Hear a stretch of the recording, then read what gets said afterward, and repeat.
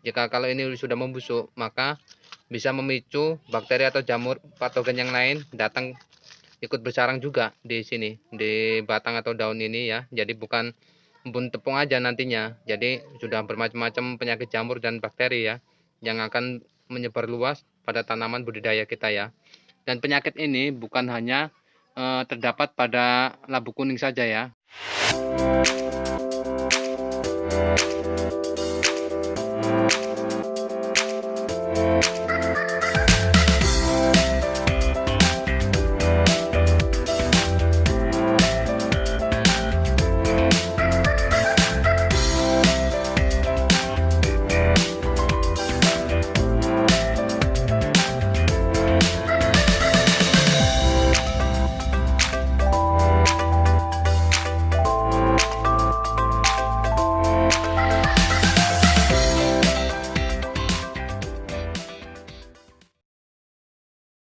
Oke, selamat pagi teman-teman sahabat tani. Salam sejahtera untuk kita semua dimanapun Anda berada. Baik teman-teman sahabat tani, pada kesempatan pagi kali ini saya akan sedikit berbagi informasi ya, atau menambah wawasan teman-teman sahabat tani di rumah ya. Nah, itu tanaman labu kuning saya sudah selesai saya pangkas daunnya dan sebagian cabangnya juga ya. Nah, itu dikarenakan terserang penyakit jamur ya, yaitu dari embun tepung ya. Nah, nanti saya akan jelaskan ciri-ciri penyakit embun tepung ya, dan cara pencegahan serta penanganannya ya, kalau sudah terjangkit sangat parah ya. Nah, oke, kita dekati dulu, dan di sini sengaja saya sisakan belum saya pangkas untuk sebagai contoh ya.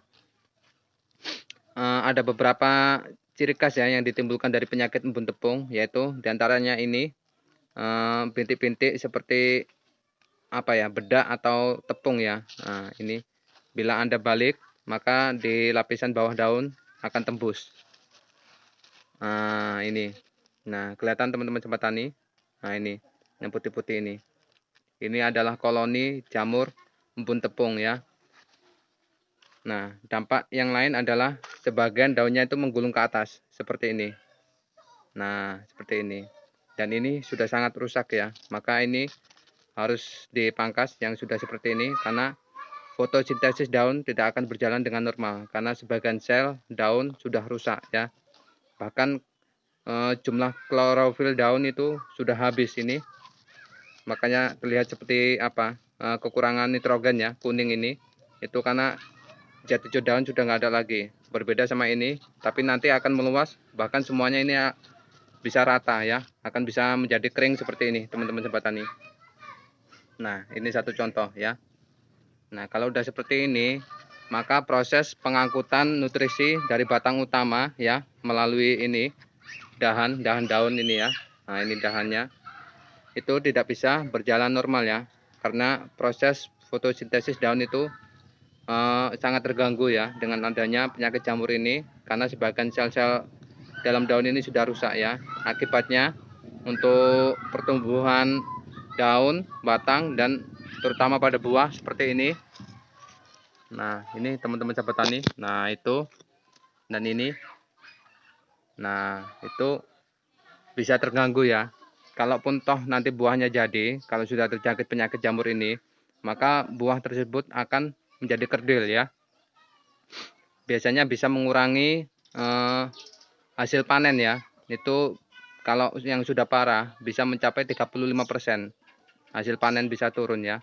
Oh ya teman-teman sahabat tani, ini kan ada semut ya. Nah, ada semut, kelihatan nggak teman-teman sahabat tani? Coba saya dekatkan. Nah, kelihatan ya semut-semut itu ya. Nah, kalau pada buah labu kuning, kalau terdapat semut gitu yang masih ada bunganya, bunga betina ini ya, itu nggak usah dirisaukan. Karena itu semut itu tidak mengganggu ya. Itu semut itu hanya mengambil embun yang dihasilkan dari bunga betina ya. Berbeda dengan semut yang terdapat pada cabai ya. Biasanya kalau cabai yang ada semutnya itu biasanya pasti ada kutunya ya. Karena semut mengambil embun madu yang dihasilkan dari kutu tersebut maksudnya ya. Nah, ini udah lumayan, mungkin sekitar 1 atau 2 minggu lagi panen ya. Nah, ini teman-teman sahabat tani buahnya ya. Nah, ini sebenarnya kemarin tuh sudah saya mau biarkan ya, karena melihat buahnya sudah mulai tua ya, makanya udahlah biar aja mati saya pikirkan. Nggak taunya muncul calon buah lagi ya. Itu tadi yang saya tunjukkan 2, dan di sana itu ada 1 di sana, mungkin entah kelihatan atau enggak ya, saya juga silau ini. Nah, dan calonnya pun masih ada lagi teman-teman sahabat tani, seperti ini yang kecil-kecil ini, kelihatan enggak? Nah, kayak gitu. Makanya wah, ini harus diselesaikan ini penyakit jamur ini. Nah, buat teman-teman sahabat tani yang masih mempunyai 10 batang ke bawah ya, atau 10 pohon ke bawah, itu cara penanganannya bisa dengan yang saya lakukan ini ya, yaitu pemangkasan daun yang sudah terjangkit dan cabang ya. Nah, tapi kalau tanamannya sudah banyak, bahkan sudah hektaran ya, maka cara ini tidaklah efisien ya, karena bisa banyak mengeluarkan modal ya, waktunya juga cukup lama ya.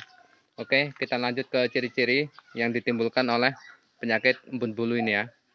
Maaf, embun tepung maksudnya ya. Baik teman-teman sahabat tani, ada beberapa ciri khas ya yang ditimbulkan oleh penyakit embun tepung ya. Di antaranya bila sudah terjangkit, maka sebagian daun ini, bagian daun itu akan menggulung ke atas ya. Seperti ini. Nah, ini.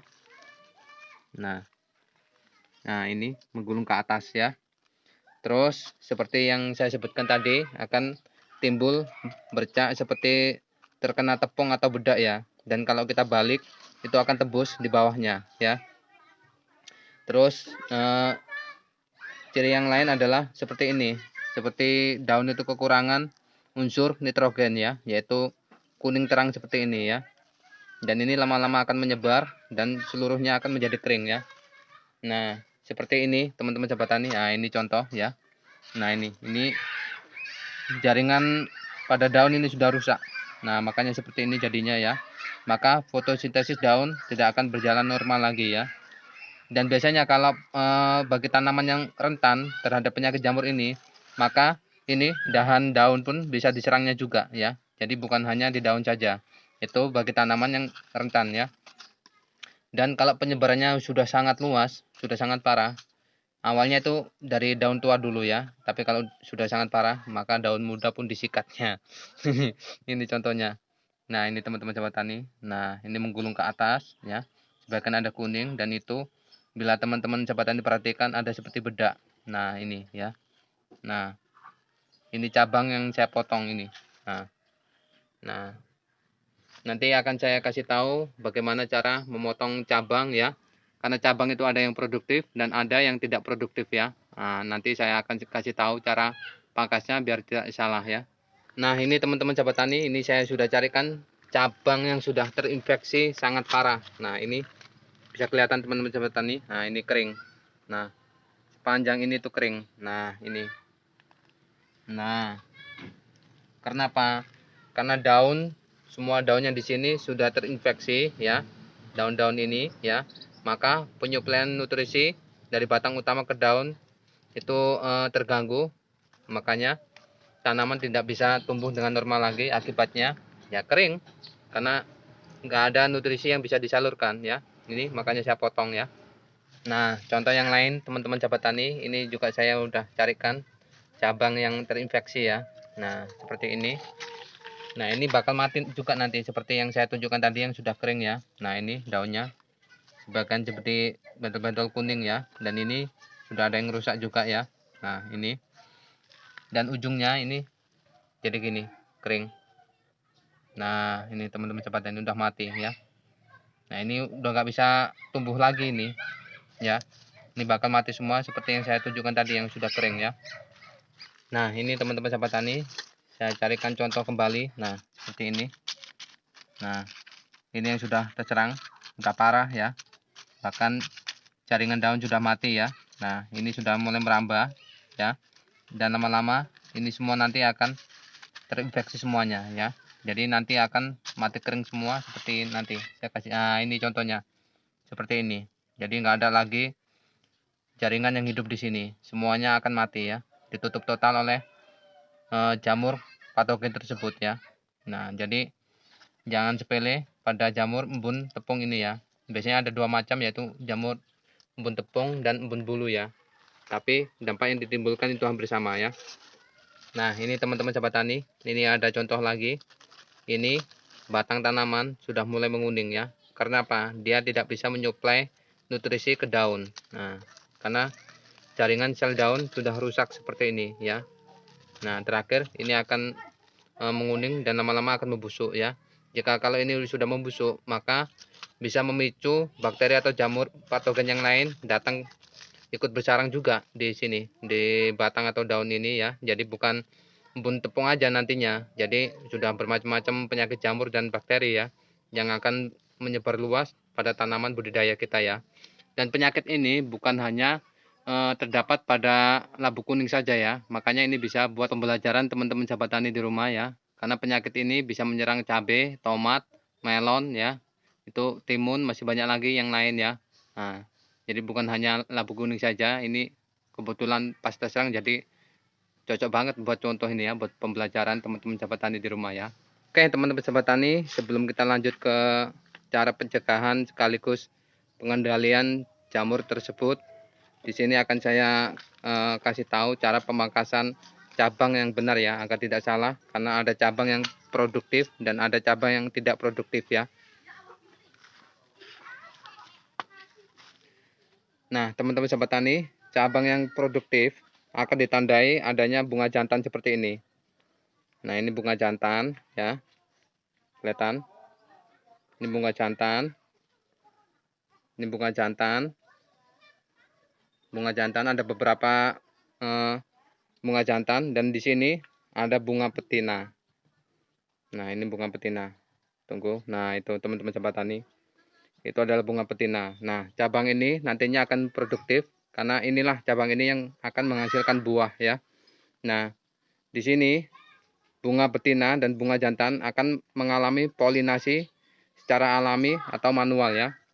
Maksudnya secara alami itu bisa bantuan oleh serangga ya. Kalau secara manual maka kita yang mengawinkan bunga jantan dan bunga betina tersebut ya. Dan ini contoh cabang yang tidak produktif ya. Di sini sama sekali tidak ada bunga jantan maupun bunga betina. Nah, setiap ketiaknya ini. Nah, ini perhatikan, ini yang produktif. Di setiap ketiaknya ada bunga. Baik jantan maupun betina ya. Biasanya kalau bunga betinanya itu di ujung ini, dekat tunas paling ujung ini ya. Biasanya di paling ujung ini tunas atau di bawahnya. Nah, seperti ini. Nah, itu. Nah, ini. Ini adalah bunga betina, calon buah itu ya. Nah, kalau ini cabang yang tidak produktif itu sama sekali tidak ada tanda-tanda bunga di ketiak daunnya ya. Nah, maka pemangkasannya Anda telusuri bila panjang ya. Jadi jangan sayang-sayang karena nanti cabang ini akan menguras nutrisi yang kita tambahkan pada tanaman tersebut ya. Entah itu melalui pemupukan kocor, semprot ataupun nutrisi tambahan ya, akan diserap sia-sia oleh cabang yang tidak produktif seperti ini. Oke, tunggu sebentar teman-teman sahabat tani. Nah, seperti ini teman-teman sahabat tani, ini Anda pegang ya, Anda raba terus ya sampai ketemu cabang utama seperti ini nantinya ketemunya. Nah, seperti ini. Nah, ini contoh ya. Ini cabang utama ya. Itu cabang yang tidak produktif ini. Contoh ya. Maka potong di sini. Nah, jadinya nanti ketemunya panjang seperti ini. Nah, seperti ini. Ini panjang teman-teman sahabat tani. Nah, jadi jangan sayang. Inilah nanti yang ngabisin nutrisi yang kita berikan pada tanaman kita ya. Jadi sia-sia pemupukan yang kita lakukan kalau hanya diserap oleh cabang yang tidak produktif ya. Jadi jangan sayang. Nah, itu tadi cara pemangkasan cabang yang benar ya, teman-teman sahabat tani. Untuk cara pemangkasan daun sendiri bisa Anda lihat yang sudah terinfeksi ya. Tadi sudah saya sebutkan sebagian ciri-cirinya ya, yaitu sebagian daun menggulung ke atas, terus ada bintik-bintik seperti terkena bedak atau tepung ya. Bila dibalik itu di bawahnya itu tembus dan bintik-bintik kuning ya, seperti kekurangan nitrogen, maka perhatikan juga ya. Jangan-jangan itu bukan kekurangan unsur, melainkan terkena penyakit jamur ya. Oke, teman-teman sahabat tani, untuk pencegahan sendiri, teman-teman sahabat tani bisa memilih dari bibit, dari varietas yang tahan terhadap penyakit jamur tersebut ya. Terus sanitasi lahan, memperbaiki drainase pengairan ya, agar air tersebut bisa lancar bila terjadi hujan deras ya. Terus melakukan penyemprotan fungisida ya, bisa dari yang kimia atau yang organik ya. Kalau biasanya saya lebih mengandalkan dari agen hayati ya. Nah, untuk pengendalian sendiri bagi tanaman yang sudah terserang parah, itu bisa teman-teman sahabat tani semprot dengan baking soda ya, yaitu soda kue itu yang buat untuk kue itu ya. Itu disemprotkan pada waktu habis subuh ya. Yang waktu masih banyak embun itu ya, disemprotkan pada waktu itu ya. Terus bubuk teh juga bisa ya. Kompos teh itu dicampur dengan air ya. Dosisnya satu bubuk itu dicampur dengan 1 liter air ya. Baru disemprotkan secara merata ya. Untuk tanaman yang masih sedikit ya. Kalau tanaman yang sudah banyak bisa disesuaikan saja dosisnya ya.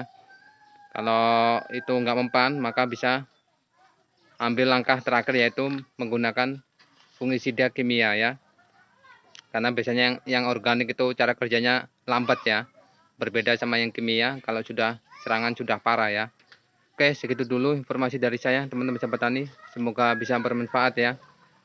Nanti 1 sampai 2 minggu ke depan akan kita lihat perkembangannya ini ya. Ini lagi saya saya lakukan aplikasi dari nutrisi yang sudah saya buat ya. Semoga bisa mampu mengendalikan dari jamur embun tepung ini ya.